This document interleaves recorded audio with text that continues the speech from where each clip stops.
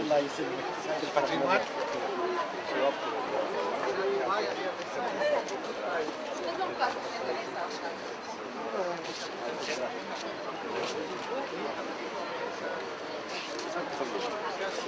Mesdames, Messieurs, soyez les bienvenus. Nous avons l'honneur d'accueillir aujourd'hui à la librairie du Tiers-Monde Cheikh Khaled Ben Tounes, maître de la Tariqa Alaouia, membre du Conseil français du culte musulman, auteur de nombreux ouvrages et surtout président de l'association Cheikh Alaouia pour la culture soufie. Notre invité va présenter d'abord une conférence et à la fin de la conférence, il procédera à la signature d'un certain nombre de ces ouvrages qui sont en vente à la librairie. Donc encore une fois, bienvenue à vous et bienvenue à notre invité. Merci. Bismillahir Rahmanir Rahim. سيداتي أوانسي سادتي السلام عليكم ورحمة الله وبركاته ومرحبا بكم إلى هذه التظاهرة الفكرية والروحية المتواضعة والمباركة إن شاء الله التي تنظمها الجمعية العلوية للثقافة والتربية الصوفية والتي تجري في حضور سيد الشيخ خالد بن تونس شيخ الطريقة العلوية وذلك قصد التعرف بمؤلفات شيخنا Soufisme, cœur de l'islam et l'homme intérieur à la lumière du Coran. لن يفوتني أن أرحب بالشيخ بسيد الشيخ خالد بن تونس باسمي وباسمكم جميعا كما لن يفوتني أن أشكر مدير المكتبة ومساعديه. Alors, peu de mots, mesdames et messieurs, bonjour et bienvenue à cette journée dédicace autour des livres de notre vénéré Cheikh Khaled Ben Tounes. Les livres concernés sont le soufisme, cœur de l'islam et l'homme intérieur à la lumière du Coran. La journée s'organise autour des moments suivants. Donc la présentation des livres par notre cheikh, suivi d'un débat, puis on procédera à la vente dédicace ou dédicacée des livres.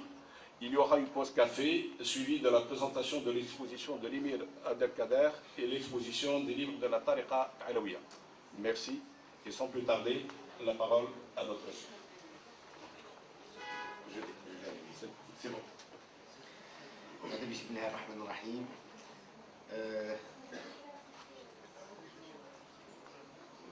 La première des choses que je voudrais vous dire est d'abord ma joie de me trouver à Alger et surtout dans ce lieu de savoir et de promotion de la pensée universelle et en même temps de la pensée de nos écrivains et de nos auteurs qui luttent pour le renouveau de cette Algérie qui se cherche, de cette Algérie qui,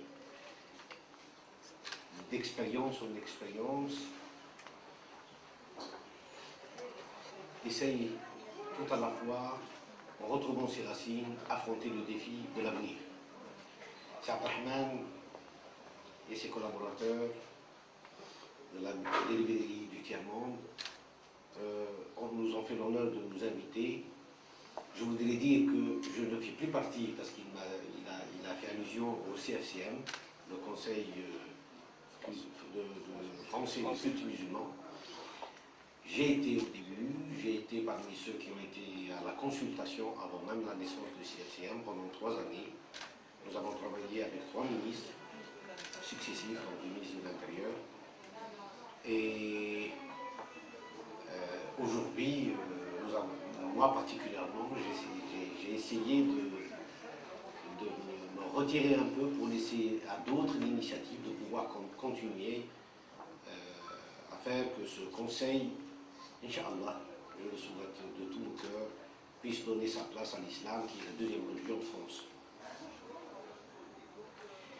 Je ne suis pas président non plus de l'association Cheikh Al-Alaoui. Je ne suis que le président d'honneur. Là, un président, effectivement. Ça, c'est peut-être des détails, mais je souhaiterais qu'on me présente tel que je suis. Ce qui motive ma présence aujourd'hui, bien sûr, c'est les ouvrages que j'ai écrits.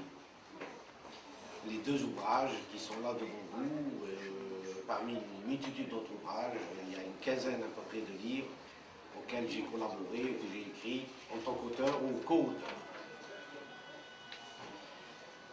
La tradition musulmane, la Torah, l'islamie, ce patrimoine immense nous interpelle encore plus aujourd'hui qu'hier quand on voit le problème de la société humaine en général et de la société algérienne ou arabo-musulmane en particulier. Donc le tasawwuf, en tant qu'école de pensée spirituelle, en tant qu'un héritage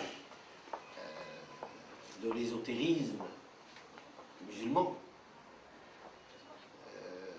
dans notre pays, a une présence séculaire depuis la nuit des temps, des taulops, des awayas, des hommes célèbres, des savants, des théologiens, des philosophes, ont marqué par leur pensée, par leurs écrits, et confirmé cette présence dans le Maghreb et en particulier en Algérie. Nous sommes à Alger, la capitale, dans le patron de Sidi Abdelrahman Ta'alili, donc un homme, un saint homme qui jusqu'à aujourd'hui, pour ceux qui connaissent l'histoire de cette ville, a joué un rôle considérable, à la fois en tant que personnalité savante, éclairante, et en tant aussi que soufi, saint homme, sage. Donc c'est maître du sens, c'est maître qui nous donne du sens, le sens à la vie, le sens à la destinée, à notre propre destinée. Donc mes ouvrages tournent autour de cet héritage spirituel.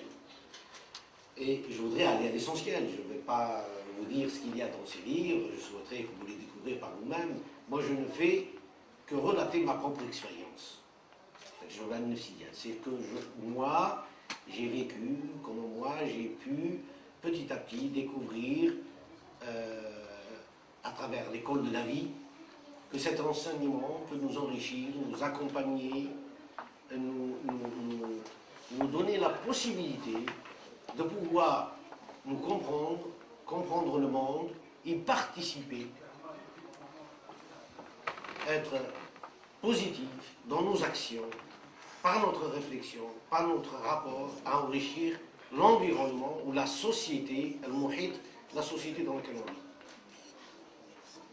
Le premier livre, Tasawwuf al-Islam, je l'ai fait dans un contexte où je voulais rappeler comment mon enfance, comment mon éducation m'a amené un jour, sans le vouloir, sans le désirer, à prendre la responsabilité de représenter une tariqa, une confrérie soufie qui est née dans ce pays, qui est l'héritière de la tariqa, de la silsila, al-qadiriyya, shadidiyya, et dont mon arrière-grand-père, le Cheikh Al-Alaoui, et on a été le phare, on a été l'homme qu'on dit le revivificateur du tasawwuf dans notre pays et à travers les pays musulmans, étant donné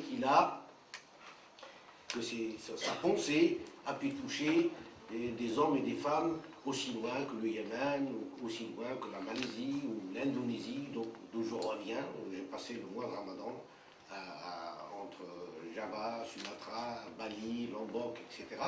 Donc on voit que c'est une pensée qui a émergé, qui a touché au plus loin le monde musulman, la Ummah musulmane, il est connu dans le Maghreb, puisqu'il a des disciples au Maroc, en Tunisie, en Libye, en Égypte, en Jazira al-Arabiya, donc la péninsule arabique, la Syrie, la Palestine, etc. Donc, mais la spécificité, je dirais, de la pensée de Cheikh Alaoui, c'est qu'elle a pu pénétrer le monde occidental. C'est qu'il a été l'un des premiers chiites, après l'émir Abdelkader, ne l'oublions pas, à essaimer la pensée du tasawwuf, la pensée de cet islam universel, et de toucher des personnalités comme Frusciante, comme René Guénon, dont certains d'entre vous connaissent l'histoire,